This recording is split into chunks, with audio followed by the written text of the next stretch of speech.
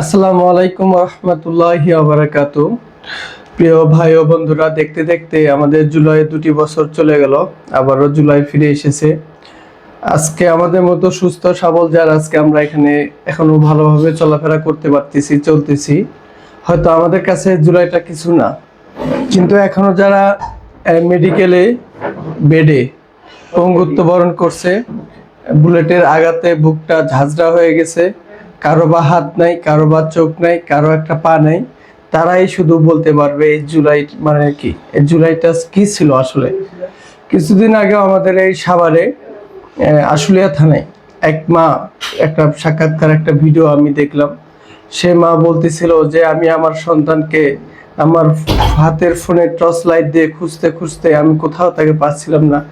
আমি হয়তো মনে করছিলাম তার লাশটা হয়তো গুলিবিদ্ধ হয়ে কোথাও পড়ে আছে, কোথায়, এই আশায় সে তার সন্তানের লাশ খুঁজতেছে। কিন্তু সে মায়ের আশাই থেকে গেল, সে সন্তানের লাশ আর সে খুঁজে পেল না।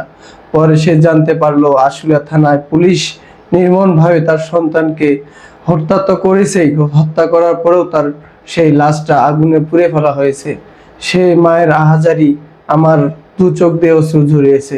সে মা বলতেছিল যে আমার সন্তানকে তারা মেরে ফেলেছে, আমি তো একটা বার তাকে বুকে নিতে পারতাম, কিন্তু তারা সে কাজটাও বাকি রাখেনি। আমার সন্তানের লাশটা তারা পুড়ে ছাই করে দিয়েছে। এতটাই ছিল এই জুলাইয়ের ভয়াবহতা। এই জুলাইকে অনেকে এখন অনেকভাবে প্রশ্নবিদ্ধ করতে চায়। এই জুলাই যারা মানে না, তারা এই দেশের শত্রু, তারা এই জাতির শত্রু।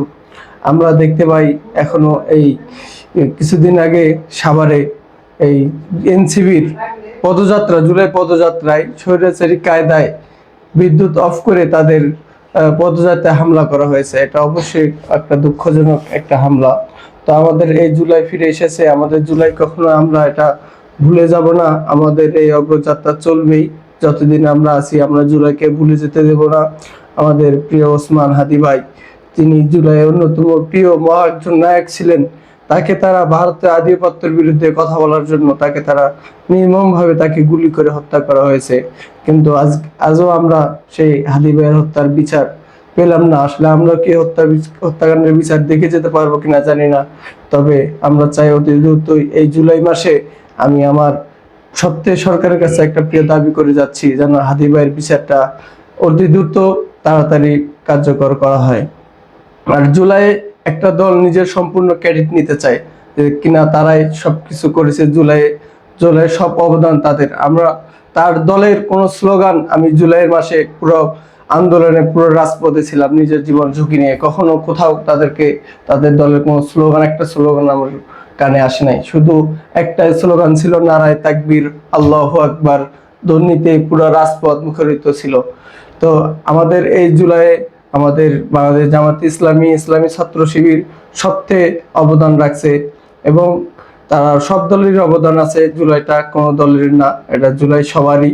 কিন্তু অনেক লোক আছে যারা কিনা হাসিনা, যখন আমরা আসর নামাজ পড়ার পর বের হলাম, শুনতে পেলাম হাসিনা এই দেশে আর নাই, সে ভারতে চলে গেছে স্বৈরাচার। তারপরে অনেক দল, অনেক লোক ঘর থেকে বের হয়ে শুধু উদযাপন মিছিল করছে, উদযাপন মিছিল করে তারা আজকে ক্রেডিট নেয় যে আজকে জুলাই আমাদের। কিন্তু জুলাই যারা অবদান রাখছে, জুলাই যারা রক্ত ঝরিয়েছে, আসলে তাদেরকেও সরকারিভাবে তাদেরকে অনেক মূল্যায়ন করা হচ্ছে না। আমার সরকারের প্রতি আবেদন, এই জুলাইয়ের প্রতি সম্মান রেখে তাদের এই জুলাই সনদটা বাস্তবায়ন করুন। জুলাইয়ের সাথে বেইমানি করলে আপনারা ক্ষমতায় টিকে থাকতে পারবেন না। স্বৈরাচার এই দেশে ক্ষমতায় টিকে থাকতে পারে নাই, তাকেও এই দেশ ছেড়ে চলে যেতে হয়েছে। তো জাতির সাথে গাদ্দারি করলে আপনারাও কখনোই ক্ষমতায় টিকে থাকতে পারবেন না। তো আপনাদের প্রতি রিকোয়েস্ট থাকলো সরকারি দলের প্রতি, জুলাই সনদকে অবশ্যই বাস্তবায়ন করতে হবে, এটা বাস্তবায়ন করুন। আমরা সকলেই আপনাদের পাশে আছি।